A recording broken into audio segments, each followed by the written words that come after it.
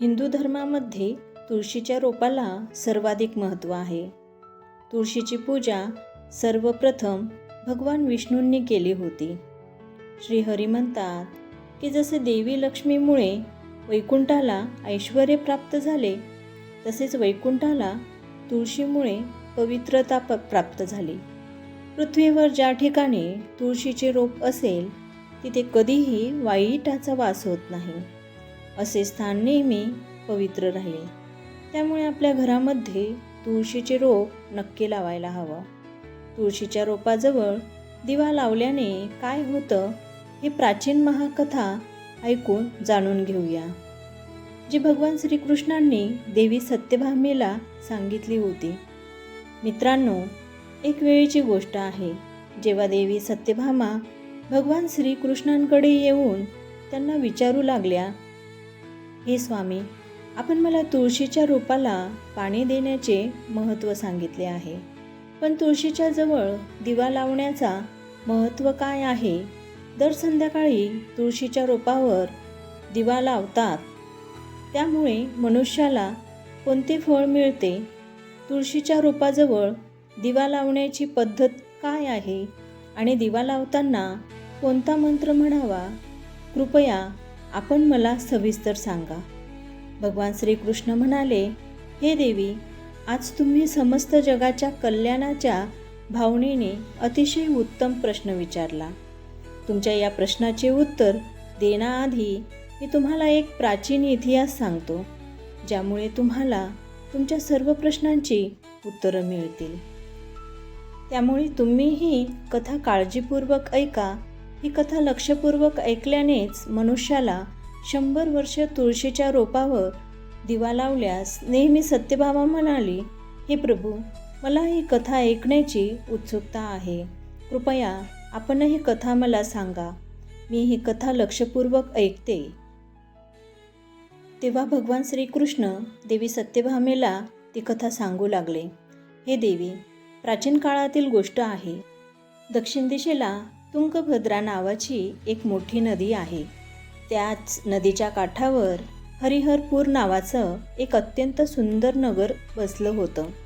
त्या नगरात हरिदीक्षित नावाचे एक ब्राह्मण राहत होते. ते अत्यंत गुणवंत, चारित्र्यवान, धर्मचरण करणारे आणि वेदांच्या मार्गावर चालणारे होते. सर्व शास्त्रांचं अध्ययन केले होते. त्या ब्राह्मणाची एक पत्नी होती, जिने दुराचारी म्हणून ओळख झाली होती. तिचे वर्तन तिच्या नावाला शोभत होते. ती नेहमी पतीचा अपमान करायची, त्याच्याशी वाईट वागायची. तिने पतीसाठी कधीच स्वयंपाक केला नाही, कधीही पतीसोबत प्रेमाने वागली नाही. पतीच्या मित्रांना आणि नातेवाईकांना जर ते घरी आले तर त्यांचा अपमान करून त्यांना हकलून द्यायची. स्वतः मात्र वासनांध होती. ती नेहमी व्यभिचारी स्त्रियांसोबत फिरायची. पती सोडून इतर पुरुषांमध्ये गुंतलेलं तिचं मन. तिने कधीही आपल्या पतीशी प्रेमपूर्वक बोलली नाही, पण इतर सुंदर पुरुषांशी बसून गप्पा मारायची. इतर पुरुषांना आकर्षित करण्यासाठी उभे राहून सुंदर पुरुषांची वाट पाहायची आणि एखाद्या दृष्ट पुरुषाला मोहित करून त्यांच्यासोबत भोगविलास करायची. एक दिवस हरिदीक्षित आपल्या पत्नीला म्हणाला, तुझे हे आचरण योग्य नाही. अशा प्रकारे पाठ केल्याने तुझेच नुकसान होईल. त्यामुळे आता तरी हे सर्व वाईट काम सोडून दे. या वर्तनामुळे मला खूप दुःख होतं. तेव्हा दुराचारी स्त्री म्हणाली, माहीत नाही कोणत्या पापामुळे माझं तुझ्यासारख्या भिकाऱ्याशी लग्न झालं आहे. वाटतं की मागील जन्मात मी काही पाप केले असावे. याचमुळे मला असा गरीब नवरा मिळाला आहे. तू माझी कोणतीही इच्छा पूर्ण करू शकत नाहीस. अशी परिस्थिती मला सहन होणार नाही. मी एक दिवस तुला सोडून नक्की जाईल. तुझ्यासोबत राहिले तर या जन्मातही मी मजा करणार नाही. म्हणून मी आता एखाद्या श्रीमंत पुरुषाशी लग्न करेन. हरिदीक्षित म्हणाले, हे प्रिये, हे अपशब्द बोलू नकोस. अशा प्रकारे आपल्या पतीचा त्याग करण्याचा विचार सोडून दे. जी स्त्री आपल्या पतीचा त्याग करून दुसऱ्या पुरुषाकडे जाते तिचं नुकसानच होतं. तिला नरकात जावं लागतं. तेव्हा त्या दुराचारी पत्नीने उत्तर दिलं, नरकात तुला जावं लागेल, कारण तू कोणताही कामधंदा करत नाहीस. भीक मागून खातोस आणि मलाही उष्टे खाऊ घालतोस. पत्नीला दुःखी आणि असमाधानी ठेवणारा नवरा नरकातच जातो. तुझं घर नरकाच्या शिक्षेपेक्षा कमी नाही. तुझ्यासोबत या घरात राहण्यापेक्षा मी नरकात जाऊन राहील. त्या दुराचारी पत्नीने अशा अनेक कटुवचनांनी आपल्या पतीचा अनादर केला आणि त्याचा अपमान केला. भगवान श्रीकृष्ण म्हणाले, हे देवी, जी स्त्री आपल्या पतीचा अनादर करते, त्याचा अपमान करते, तिच्या घरी दुर्दैव पतीचा त्याग करून दुसऱ्या पुरुषाकडे जाणाऱ्या स्त्रीला नरकात शिक्षा भोगावी लागते. आता पुढचं ऐका. ते दुराचारी स्त्रीचे पुढे काय झालं. एक दिवस ती दुराचारी स्त्री वनात जाऊन एका झाडाखाली उभी राहिली. तिचे चित्त कामनेने भरलेलं होतं. एखादा सुंदर कामी पुरुषाची वाट पाहत होती. पण खूप वेळ गेला तरी त्या ठिकाणी कोणीही पुरुष आला नाही. त्यामुळे ती खूप दुःखी झाली आणि प्रियकराच्या शोधात इथे तिथे पाहू लागली. त्या दिवशी तिचे सगळे प्रयत्न व्यर्थ गेले. तिथे उभी राहून नाना प्रकारच्या गोष्टी बोलत विनोद करू लागली. काय आज या मार्गावरून कोणीही सुंदर पुरुष आला नाही. आता मी माझी कामशांती शांत कशी करू? रात्र कशी जाईल? माझ्या या सुंदर शरीराचा उपयोग कोण घेईल? माझं तारुण्य आणि सौंदर्य असंच वाया जात आहे. कोणीही या सुंदर शरीराला मिळवण्याची इच्छा करत नाही. आता मी कुठे जाऊ? कोण मला स्वीकारेल? कोण माझ्यासोबत भोगविलास करेल? माझा नवरा मूर्ख आहे, पण आता असं वाटतं की संपूर्ण जगच मूर्ख पुरुषांनी भरलेलं आहे. कोणतीही सुंदर स्त्रीला दुर्लक्ष करत आहेत. मी इतकी सुंदर आहे की देवताही मला मिळवण्यासाठी इच्छा करतात. पण हे जग पापी आणि तुच्छ पुरुषांनी भरलेलं आहे. हे मला दुर्लक्ष करत आहे. भगवान, कोणी सुंदर, बलवान आणि पराक्रमी नर असेल तर त्याला माझ्याकडे पाठवा. त्याने मला खाल्लं तरी चालेल. मी आनंदात त्याला आलिंगन करेल. भगवान श्रीकृष्ण म्हणाले, तथास्तु. अशा प्रकारे ती स्त्री मोठ्याने विलाप करू लागली आणि त्या जंगलात एक भयानक वाघ राहत होता. त्या वाघाने स्त्रीचा आवाज ऐकून तो जागा झाला आणि झटक्यात तिला खाण्यासाठी तिच्याजवळ आला. या वाघाचं नाव विध्वंस होतं. त्याचं शरीर काळा आणि नारंगी पट्ट्यांनी भरलेलं होतं. तो जंगलाच्या सावलीत मिसळून जायचा. त्याच्या डोळ्यात अंगारी लाल चमक होती, जी अंधारात सुद्धा चमकायची. त्याच्या जबड्यातून मोठे दात बाहेर आले होते, जे कोणत्याही प्राण्याला खाण्यासाठी पुरेसे होते. त्याचा गडगडाट करत जाणारा आवाज संपूर्ण जंगलात घुमायचा. त्या भयानक वाघाला पाहून त्या स्त्रीचा घाम फुटू लागला. ती भयाने थरथर कापू लागली. ती काहीतरी करायच्या आतच वाघाने तिच्यावर झेप घेतली आणि तिच्यावर पण त्यांनी घाव केले. ती स्त्री जमिनीवर कोसळली. जमिनीवर पडताच ती किंचाळत म्हणाली, अरे वाघा, तू इथे का आलास? मला का मारतो आहेस? मी इथे माझ्या प्रियकराला शोधत आले, म्हणून तू मला सोडून दे. मला खाऊन तुला काय मिळेल? त्या स्त्रीचे बोलणे ऐकून तो भयानक वाघ क्षणभर थांबला आणि हसत म्हणाला, आज विधाताने तुला माझं भक्ष्य ठरवलं आहे. ती स्त्री म्हणाली, हे वाघा, तू कोण आहेस? मला खरोखर सांग. तुला वाघ व्हावं लागलं त्याचं कारण काय? तू माझ्यासारख्या स्त्रियांचे भक्षण का करतोस? आधी मला सगळं सांग, मग माझं भक्षण कर. तेव्हा विध्वंस म्हणाला, मी तुला माझ्या पूर्वजन्मांचा वृत्तांत सांगतो की कोणत्या कारणामुळे मला वाघ व्हावे लागले. पूर्वकाली दक्षिण देशात अमला पर्वत नावाची एक पवित्र नदी वाहत होती. या नदीच्या किनारी मुली प्रणाली नावाची एक नगरी वसलेली होती. ती नगरी आपल्या सुंदर मंदिरासाठी, शांत वातावरणासाठी आणि धार्मिक अनुष्ठानासाठी प्रसिद्ध होती. त्या नगरीत एक ब्राह्मण कुटुंबाचा निवास होता. मी त्या कुटुंबात जन्मलो होतो. माझे नाव वेदांत होते. माझे वडील एक आदर्श ब्राह्मण होते, जे यज्ञ, हवन आणि धार्मिक अनुष्ठानाचे पालन करत असत. त्या वाघाने पुढे सांगितले, हे पापी स्त्री, मी माझ्या किशोरवयात वेदांचे अध्ययन केले आणि कार्यामध्ये पारंगत झालो. पण जसजसा मी मोठा झालो तसं माझं मनात धनाचा लोभ वाढत गेला. मी अनेक यज्ञांचे आयोजन केले. पण ते यज्ञ धार्मिक उद्देशाने नव्हते. मी धर्मांपासून दूर असलेल्या पाप्यांसाठीही यज्ञ केले आणि त्यांच्या घरातील अन्न ग्रहण केले. मी धनाच्या अनैतिक कार्याचे समर्थन केले. धर्माच्या मार्गावरून भटकत असताना मी अशा वस्तूंचे दानही स्वीकारले की जे स्वीकारू नये. असे माझे मन इतके लोभी झाले होते की इतरांकडून कर्जाच्या नावाखाली धन घेत असे आणि ते परत करत नसे. मी अनेक प्रकारचे छल कपट केले आणि अशा प्रकारे पाप करत अनेक वर्ष घालवले. वेळ जसा निघत गेला तसे माझे शरीर अशक्त झाले, केस पांढरे झाले, डोळे ढोसर झाले आणि तोंडातील दात गळून पडले. पण तरीही धनाचा लोभ माझ्या मनातून गेला नाही आणि मी पाप करत राहिलो. एका दिवशी धनाच्या लालसेपोटी मी पुन्हा नदीच्या किनारी गेलो. तिथे मी इतर धूर्त ब्राह्मणांसोबत मिळून लोकांची फसवणूक केली. आम्ही सर्वांनी खोट्या मंत्रांचा उच्चार केला आणि विधिविधान करत देवी देवतांची पूजा केली. याच उद्देशाने फक्त अधिक धन मिळवणे हा होता. आम्ही धर्माच्या नावाखाली लोकांना फसवले. त्या दिवशी मी खूप पाप केले. पण त्याच वेळी माझ्यासोबत एक भयंकर घटना घडली. मी त्याच दिवशी नदीच्या किनारी बसलेलो होतो. तेव्हा एक भुकेला आणि भटकत असलेला कुत्रा माझ्याजवळ आला.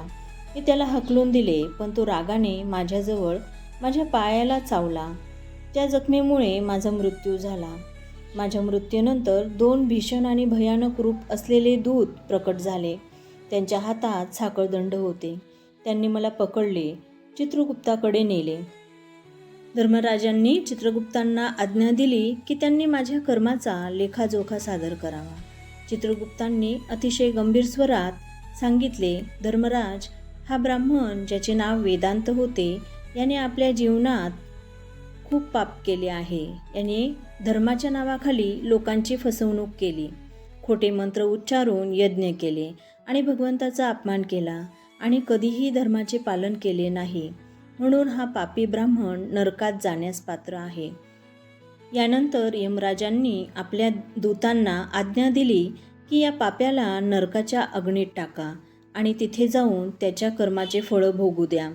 त्यानंतर मला नरकाच्या भयंकर अग्नीत टाकले गेले. अनेक वर्ष मी तिथल्या यातना सहन केल्या. माझ्या आत्म्याला भयंकर पीडा सोसावी लागली. अनेक वर्षाच्या शिक्षा भोगल्यानंतर माझ्या पापामुळे मला वाघाचे शरीर प्राप्त झाले. मी या दुर्गम जंगलात निवास करू लागलो. याची कहाणी सांगताना वाघ म्हणाला, माझ्या पूर्वजन्मातील पापांचेच प्रायचित्त करताना मी संकल्प केला की मी कधीही महात्मा साधू पुरुष किंवा सती स्त्रियांचे भक्षण करणार नाही. मी फक्त त्या पापी दुराचारी आणि कोणत्या स्त्रियांचेच भक्षण करतो ज्यांनी आपल्या जीवनात धर्माच्या मार्गावर चालत इतरांना दुःख दिले. मला विश्वास आहे की असे केल्याने मला माझ्या पापापासून मुक्ती मिळेल आणि या शरीरातून लवकरात लवकर सुटका होईल. श्रीकृष्ण म्हणतात, हे देवी, अशा प्रकारे त्या वाघाने आपल्या पूर्वजन्मांचा वृत्तांत सांगितला आणि श्री या म्हणू लागला की पापी श्री, तुझ्या आचरणावरून तू कुलटा दिसतेस. आपल्या पतीला सोडून तो या जंगलात इतर पुरुषासोबत भोगविलास करण्यासाठी आली. म्हणूनच आज तू माझे भक्षण होणार आहेस. इतके बोलून त्या वाघाने आपल्या बळाचा वापर करून त्या स्त्रीला खाल्ले. त्यानंतर वाघ त्या ठिकाणावरून निघून गेला. स्त्रीच्या मृत्यूनंतर त्या ठिकाणी 2 दूत प्रकट झाले आणि त्या पापी स्त्रीला उचलून यमपुरीमध्ये घेऊन गेले. तिथे चित्रगुप्तांनी त्या स्त्रीचा लेखाजोखा मांडताना यमराजांना सांगितले, धर्मराज, ही स्त्री अत्यंत पापी आहे. तिने कधीच आपल्या पतीची सेवा केली नाही. आपल्या पतीला विसरून तिने परपुरुषासोबत भोगविलास केला. त्या स्त्रीच्या पापांची यादी ऐकून यमराज अत्यंत क्रोधित झाले आणि त्यांनी त्या स्त्रीला अग्नीने भरलेल्या कुंडात टाकण्याचा आदेश दिला. ती अतिशय भयभीत झाली आणि मग ती दुराचारी स्त्री गयावया करू लागली. कृपया मला माझ्या पापासाठी क्षमा करा. मी हे नकळतपणे पाप केले आहे. कृपया मला प्रायश्चित्त सिद्ध करण्याची संधी द्या. यमराज म्हणाले, स्त्री, तुझी पापे केली आहेत ती निंदनीय आहेत. तुझ्या पापासाठी कोणतेही प्रायश्चित्त नाही. स्त्री आपल्या पतीचा त्याग करते, पतीला सोडून परपुरुषासोबत विहार करते, ती निश्चितच नरकात जाते आणि म्हणूनच तुला तुझा नरकाची यात्रा भोगावीच लागेल.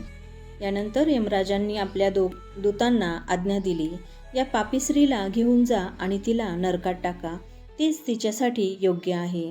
मग ते दूत त्या स्त्रीला नरकात घेऊन गेले. अनेक वर्ष तिला जळत्या तेलाच्या भांड्यात शिजवले. त्यानंतर तिला बाहेर काढून नरकात टाकले गेले. अशा प्रकारे तिला अनेक वर्ष वेगवेगळ्या नरकात टाकले गेले. कष्ट भोगल्यानंतर ती महापापी स्त्री पुन्हा पृथ्वीलोकावर चांडणीच्या रूपात जन्म घेऊन चांडाळाच्या घरी जन्म घेऊन ती पुन्हा अनेक पापं करू लागली. ती व्यभिचार करू लागली आणि अनेक पापी पुरुषांसोबत विहार करू लागली. काही काळानंतर पूर्वजन्मातील पापांमुळे तिला कुष्ठरोग झाला आणि ती भयंकर यातना सहन करू लागली. तिच्या शरीराचा प्रत्येक भाग जळू लागला. या दुःखाला सहन न करता ती दिवस घालू लागली. एके दिवशी कामाच्या उद्देशाने ती जंगलात गेली. तिथे एका आश्रमाच्या बाहेर ती निवास करू लागली. त्या आश्रमात एका तुळशीचे पवित्र रोप होते. इतर स्त्रियांना तिथे लावताना पाहून तिला मोठे आश्चर्य वाटले. एके दिवशी तिथे राहणाऱ्या साधू महाराजांना हे कोणते झाड आहे म्हणून तिने विचारले आणि या सर्व स्त्रिया त्या झाडाजवळ काय करत आहेत.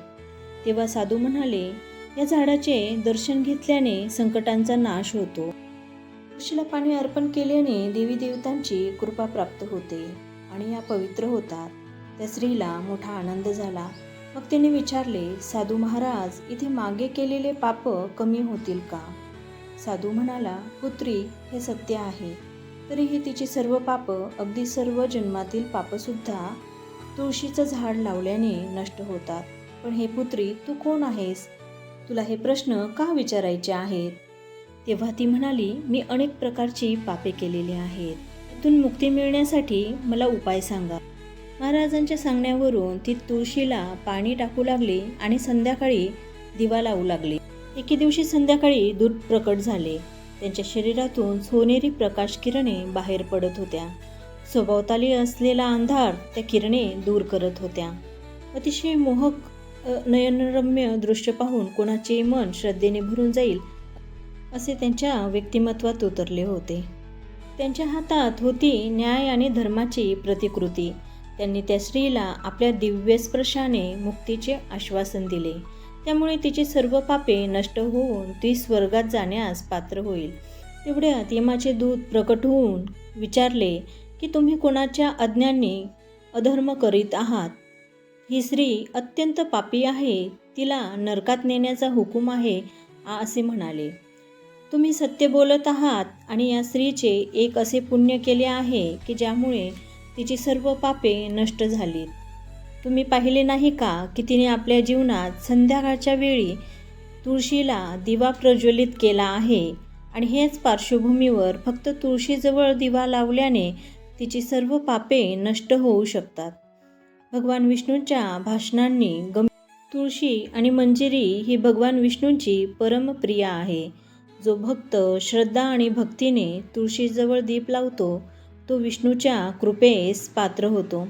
संध्याकाळच्या वेळी दीप लावल्याने पुण्य अनंत पटीने वाढते आणि ते नुसतेच कष्ट करत नाही तर त्याला स्वर्गाचे अधिकारीही बनवते. या स्त्रीने खऱ्या मनाने तुळशीचे पूजन केले आणि दीप प्रज्वलित केले आहे. याच कारणामुळे तिची सर्व पापे जळून राख झाली आहे. ती आता नरकात जाण्यास पात्र नाही. दूत हात जोडून म्हटले, हो परमेश्वर, तुम्ही सत्य बोलत आहात. आम्हाला तिच्या भक्तीबद्दल माहिती नव्हती. जर ती भगवान विष्णूंची प्रिय भक्त असेल तर आम्ही तिला नरकात कसे नेऊ शकतो? भगवान विष्णूंच्या पार्षदांनी मधुर स्वरात सांगितले, म्हणूनच हे अमृतांनो, आता तुम्ही परत जा. आणि या स्त्रीने तुळशीची सेवा केली आहे. ती स्त्री आपल्या पाप भस्म करून दीपाच्या प्रकाशात शुद्ध झाली होती. आता तिला विष्णू लोकात नेण्यात येणार आहे, जिथे तिचे स्वागत होईल. ती आता स्वर्गाची अधिकारी झाली होती. पार्षदांच्या या वचनानंतर सांगितला त्यानंतर भगवान विष्णूंचे पार्षद त्या स्त्रीला दिव्य विमानात बसवून स्वर्गलोकात घेऊन गेले. श्रीकृष्ण सत्यभामेला सांगतात, हे देवी सत्यभामा, फक्त तुळशीच्या जवळ दीप लावल्याने मनुष्याचे सर्व पाप नष्ट होतात. ते नित्य संध्याकाळी होते. तिचे पूर्वजन्मातील सर्व पाप नष्ट होतात. तिला सुख समृद्धी प्राप्त होते. दररोज तुळशीजवळ दीप लावताना या मंत्राचा जप करावा. भगवान श्रीकृष्ण सांगतात की हजारो वेळा अमृत स्नान घातले तरी श्रीहरी इतके तृप्त होत नाही जितके एका भक्ताने तुळशीचे एक पान अर्पण केल्याने होतात. जो मृत्यूकाळी आपल्या मुखात तुळशीपत्र ठेवतो तो सर्व पापांपासून मुक्त होतो. जो श्रीकृष्णाच्या आश्रयाला जातो, फक्त तुळशीजवळ दिवा लावतो, प्रकाश नकारात्मक ऊर्जांना नष्ट करतो आणि सकारात्मक ऊर्जा निर्माण करतो. त्यामुळे वातावरण शुद्ध होते आणि देवतांची कृपा आकर्षित होते. प्रकाश अज्ञानाचा अंधकार दूर करतो आणि ज्ञानाची ज्योत प्रज्वलित करतो. तुळशीजवळ दीप लावल्याने मनुष्याच्या अंतरात्मक पवित्रता आणि शुद्धतेचा भाग निर्माण होतो. त्यामुळे भक्ती आणि ज्ञान शक्ती वाढते. असे मानले जाते की जेव्हा व्यक्ती तुळशीजवळ अधिक मन लावून आरती करतो तेव्हा भगवान विष्णूंचे ध्यान अधिक सुलभ होते. हे मनाला स्थिर आणि शांत बनवते आणि ध्यानात एकाग्रता वाढते. सूर्यास्ताच्या वेळी तुळशीजवळ दीप लावल्याचे अनुष्ठान फार शुभ मानले जाते. तुळशी मातेची आरती केली जाते आणि भगवान विष्णूंचे स्मरण केले जाते. हे कल्याण विशेष पुण्य प्राप्त होते. रोज संध्याकाळी नमो भगवते वासुदेवाय या मंत्राचा जप करावा. घरी तिळाच्या तेलाचा किंवा तुपाचा दीपक लावणे शुभ मानले जाते, पवित्र मानले जाते. तिळाचे तेल नसेल तर तुपाचा पर्याय स्वीकारावा. तिळाच्या तेलाचा दीपक नकारात्मक ऊर्जा दूर करण्यास मदत करतो. असे म्हटले आहे की जो भक्त दररोज तुळशीजवळ दीप लावतो त्याला 7 जन्माचे पुण्य मिळते आणि तो कधीही दारिद्र्यात राहत नाही. त्याच्या घरात नेहमी सुख, शांती आणि समृद्धी राहते. धार्मिक ग्रंथात सांगितले आहे की दिवा लावल्याने पितृदोष, ग्रहदोष आणि कालसर्पदोष सारख्या अडचणी दूर होऊ शकतात. या उपायामुळे घरातील नकारात्मक ऊर्जा नष्ट होते आणि सकारात्मक ऊर्जेचा संचार होतो. जन्मजन्मांतरी पापांचा नाश होतो. त्यामुळे आत्म्याला शांती मिळते. जी व्यक्ती जीवनाच्या अंतिम क्षणी तुळशीचे पान लावून भगवानाचे स्मरण करतो त्याला मृत्यूनंतर नरकाचे भय राहत नाही. त्याला थेट भगवानाच्या कामात स्थान मिळते. देवी लक्ष्मीचा आशीर्वाद मिळतो, ज्यामुळे व्यक्तीच्या जीवनातही कधीही आर्थिक संकट येत नाही आणि नेहमी समृद्धी मिळते. मित्रांनो, या प्रकारे भगवान श्रीकृष्णांनी तुळशीच्या झाडाजवळ दिवा लावण्याचे महत्त्व सांगितले. तुम्हाला ही कथा कशी वाटली हे कमेंट बॉक्समध्ये कळवा. माहिती आवडल्यास व्हिडिओला लाईक करा आणि कमेंटमध्ये जय श्रीकृष्ण असे लिहा. चॅनलला सबस्क्राईब करा आणि व्हिडिओ आवडला असल्यास व्हिडिओची लिंक इतरांनाही शेअर करा. धन्यवाद.